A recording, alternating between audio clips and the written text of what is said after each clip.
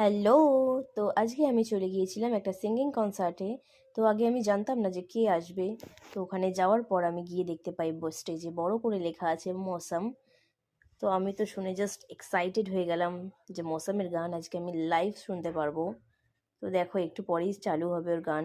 Just আমরা গেছি তার 5 মিনিট পর থেকেই দেখি সব সেট আপ রেডি।